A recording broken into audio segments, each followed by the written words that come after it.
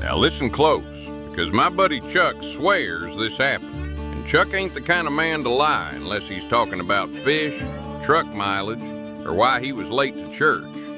Chuck was driving home from Shreveport one Friday night, taking that old back road past the Pine Woods, the Creek Bridge, and Salem Cemetery.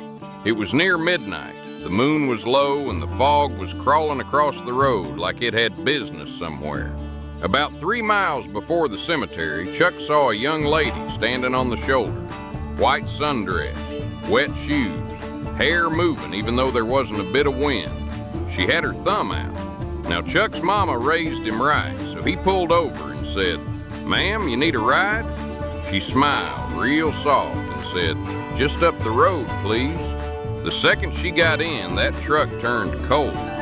Not air conditioner cold. More like somebody left the freezer open at the funeral home cold. Chuck tried making small talk. "You from around here?" She said, "I used to be." That bothered Chuck a little.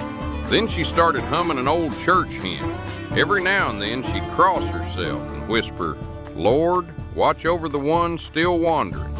Chuck noticed water dripping from her shoes onto his floor mat. He said, "You been walking through the creek?" She looked out the window and said, "Sometimes the road takes longer when you don't know you're gone." Well, that just about made Chuck's soul climb into the glove box.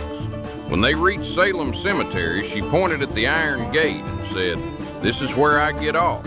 Chuck pulled over, turned around to say good night, and the seat was empty. Empty. Only thing left behind was a single white gardenia, fresh as Sunday morning.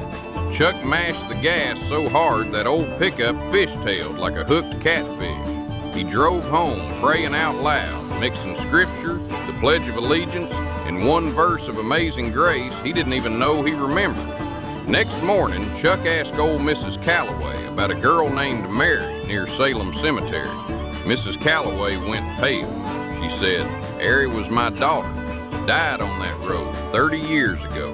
Every full moon, somebody says they gave her a ride home."